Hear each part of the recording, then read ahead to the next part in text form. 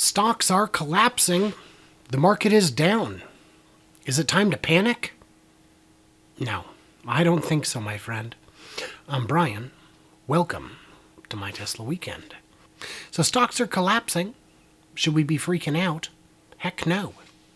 So what do we got going on? That's a lot of red. If you were to look back, not very long, you'd be looking at some 33% losses just from the last 6 months. Yeah, there are people who paid $1,200 a share, and they're down at 800. That's painful. For that matter, Nicolai, same kind of deal, down 61% in the last few months. Same is true with Palantir. Same is true with GameStop. But if we look at the indexes, Invesco, Triple Q, this just tracks the NASDAQ. It's down 23%. We can go out to a year, see what that looks like. It got up, it got down. The Dow, it's down too. That suggests to me there are no safe havens. What do we do? Well, let's look longer. Let's look at some of the historic trends. Look at all these crashes in here. Look at this big crash here. Oh my gosh. You were down 45%, 47%. But it didn't take long to get back above water. Big crash here, big recovery. These things happen, man. What about housing crashes? Those were pretty brutal. Look at this guy. Oh my gosh. Oh, that was bad. But if you weather the storm, you come out on the other side. If. So the question really is, have the fundamentals changed? Well, looking at somewhere like Texas, you can see that things are only getting better. More equipment's being moved in. Did you believe in Tesla 6 months ago? What's changed? What has fundamentally changed with the stock that would make you think it's no longer a good investment?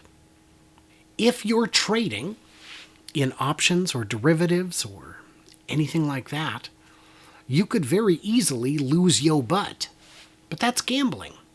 And even though this is not investment advice, this is kind of life advice. And my life advice is always, don't trade in options. You're going to lose your butt. What about with Nicolai? Has anything changed? How has Nicolai changed since getting rid of Trevor Milton? It really hasn't. They set a new course. They've stuck to that course. They've been able to raise funds. They've been able to stay the course. Things are looking good. Why would they change?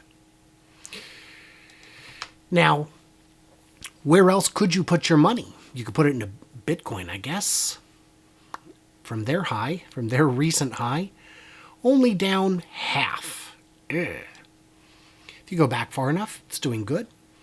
But if you'd have sold at the peak and bought Bitcoin, you'd be down just the same.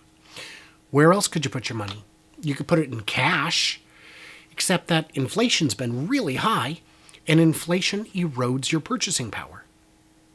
Now, inflation is not as high as the losses in the market are bad at this moment. But again, that's gambling, man. That's gambling. What about gold? Ooh, let's buy some gold. Again, this is March of this year. Way down. Everything is down. So if you're looking for a place to put your money, you may not find it.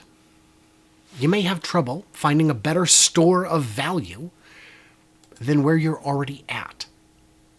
So with the fundamentals unchanged, what are you going to do? Now, there are exceptions to this, of course. GameStop may have had a fundamental shift. Netflix may have had a fundamental shift. If you were looking at something like Enron, maybe you could see the shift coming. There are a lot of companies where the writing was on the wall. That's why a lot of you guys invested in a lot of these stocks that I already mentioned at good times. Because there were good things going on that you could see that others could not. So what if you only invested at market peaks? Oh yeah. The idea is to buy high and sell low. If you sell low, you're going to get bit. But if you only bought at the worst part of the crash in 1929, your 30-year returns would be 850%. 1937, almost 2,000%. 1940, 3,000% would be your 30-year returns. And this just keeps going. Now, we don't have the 2000 and 2007 ones yet, but these are big numbers, man. The 10-year return, if you'd have bought at the worst time in 2007, you'd be looking at doubling your money since then. Time in the market beats timing the market, especially now, because not only are you up against all the geniuses on Wall Street, and I say that with quite a bit of charity, but you're up against the algorithms. You're up against the computers, the high-frequency computers that can look for trends, spot them, and capitalize on them faster than any human can. But if you're in for the long term, this, by all appearances, is a blip. Sometimes in life, you have to weather the storm, and when you do, there is always sunshine at the end. Well, that's great if you make it to the end, because a lot of people die in the hurricane. That's not helpful to them. Doesn't matter if there's sunshine at the end if they don't make it. I prefer something more like those that can bend with the wind will weather the storm. You don't need to have a building that is impervious to earthquakes, but resistant. It needs to weather it. It needs to wobble with the tremors, as it were. So that's why I'm looking at things differently. There's the Enron part, of course. Yeah, Enron. So I am going to go ahead and sell off these postcards. Yeah, you saw them. If you were watching the earlier streams, I've got a bunch of these left.